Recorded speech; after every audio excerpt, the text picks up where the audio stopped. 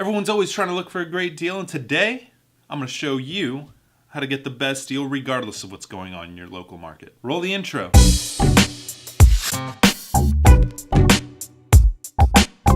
Welcome back, everybody. My name is AlexBeltran, and I talk about everything real estate and lifestyle. Great to see your smiling faces. If you're new here, welcome. Today I'm going to talk about how buyers can get the best deals.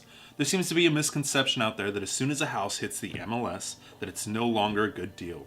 That the only way to get a good deal is to go for pocket listings. If you watched my video on the difference between buyers and sellers market, you'll know that during the spring and summertime is usually a seller's market, which means that the sellers are in control. To simplify this, think of fashion.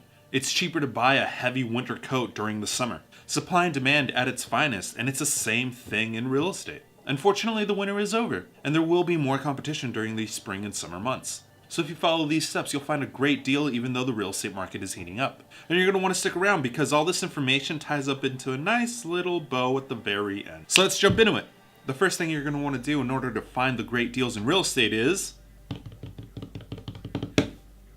get pre-qualified.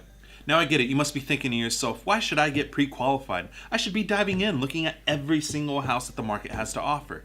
To which I would say, hold back, put those floaties on. If you don't know what you're looking for, you're literally going to cause yourself unnecessary headaches. You get pre-qualified because you have to know what you're looking for. Like I mentioned earlier, all these steps are going to intertwine to make sense as a whole. You can now get pre-approved using bank apps or credit union apps without necessarily having to speak to anybody because let's be honest, the reason why a lot of people don't want to get pre-qualified is because they have to speak to a total stranger about their finances.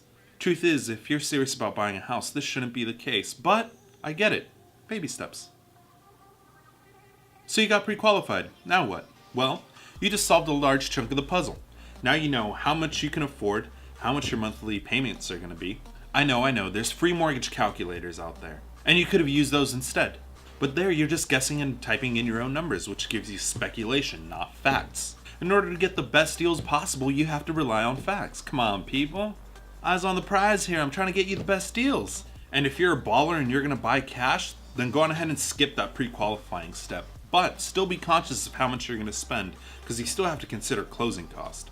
I know it sounds goofy to say, but I've seen a lot of cash buyers forget that fact. So now you're ready to take your floaties off. Because now you're going to want to dive in and look up all the houses, sign up for real estate websites. But before you do, this is a very, very, very, very important step. As you're signing up, you're going to want to be very honest with yourself. Not for my sake, but for your sake and your sanity. If you just put general guidelines into your search category, you're going to be bombarded with emails, you're going to be overwhelmed, and you're going to stop looking at houses before you really got started. This is where you honestly answer price, number of bed and bath, and zip codes. You don't want to be too specific either because then you might miss out on a lot of great homes. You practically have to find that zen-like balance. The next thing you're going to want to do is pay zero attention to zestimates, price estimators, anything of that sort. They are wrong. How wrong are they? They're so wrong that they're willing to pay you $1 million if you can write an algorithm that can properly estimate the price of houses. That's how wrong they are. And if you're watching this video and you happen to write that algorithm and they happen to pay you $1 million, cut your boy a referral fee. My contact information is down below. Honor system. You're going to have to start analyzing the prices yourself, the different price points and what they have to offer. Does the house need a lot of work or is it move-in ready? Is it closer to your job or is it in a better school system? Is the house bigger? Is the lot bigger? Is it a great investment for rentals or are you moving in? I'm only giving suggestions here. The only person that really knows what they want and what will satisfy their needs is yourself and the person you're buying it with. Remember, a house is only worth what someone is willing to pay for.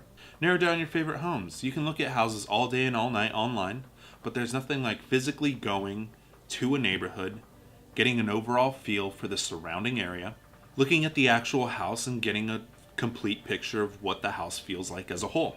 If you aren't working with a real estate agent yet, this is probably a good time to start doing so. A real estate agent should be able to schedule a private showing for you. You can ask a real estate agent any question that you might have. And you can ask a real estate agent if he has any pocket listings or anything that's off market. A pocket listing or an off market listing is a property that hasn't hit the MLS just yet. And it could be for multiple reasons. They're prepping the house for marketing purposes. They're cleaning out the house. So you might be doing some repairs. Or sometimes the seller simply doesn't want to advertise through the MLS. Us real estate agents have proprietary systems within our networks that sometimes allow us to know when a house is going to hit the market, usually about a day or two in advance. You should have a pretty good understanding of the real estate market at this point. You should easily be able to weave out a good deal from a bad deal. In some cases, a real estate agent might be able to get you in within that 1 to 2 day window before it hits the open market. Remember when I told you to get pre-qualified? Well, this is when it comes right back into play. Regardless if it's a pocket listing or a listing that's already on the MLS, you're going to want to be paying attention so you can easily and quickly jump on a house and be one of, if not the first offer on the house, because the first few offers are typically the ones that get the most attention. Yes, all offers will be legally presented, but unless you have a number that's drastically higher than anything else that's currently on the table, your offer is probably not going to get any attention. No one ever wants to think of a multiple offer situation, but I'm preparing you for a multiple situation because during the summer months, that tends to be the case. Don't shoot the messenger. Remember, we're only working off of a fact basis here. If you miss out on a home, don't be discouraged. Just move on to the next house. Now, multiples aren't always the case. You might be the only one that submits an offer on a particular house, but stopping altogether will guarantee that you don't get a great deal. Now, negotiations is a huge topic, and I'm actually making a separate video altogether on negotiations. But for the sake of this video, I'm going to give you a general guideline. In the event of multiples, don't hold back. The goal here is to make your offer as appealing as possible. Just to keep things in perspective, for every $10,000, you're only adding between $45 to $55 to your monthly mortgage. Getting your offer rejected happens, and it sucks. But the last thing you want to do is think to yourself, I could have submitted a better offer. Once you get your offer accepted, you're at the home stretch with inspections, reports, disclosures, all the fun stuff. Make sure to get a good stretch in because you're going to be practicing that signature like a pro athlete. Typically, after about 30 days after your offer gets accepted, the house is yours and you will walk away confident that you just got the best deal possible because you are a rock star and you watched this video 2, 3, 7 times. Boy can dream. So question of the day, what real estate website do you think of off the top of your head to begin your real estate search? Go on ahead and answer in the comments down below. So that's it for this video, folks. Right now is the best time to get started on this process. Thank you for watching. If you found this video informative, go on ahead and give it a thumbs up. If you hated this video, go on ahead and hit that dislike button 2 times so I really know you didn't like it. All you YouTube savvy people are giggling right now. Don't forget to subscribe and hit that notification bell so you know when I upload. I've been posting on Instagram more often, so if you want to keep up to date with what I'm doing, go on ahead and give me a follow there as well. Catch you guys next time. Peace.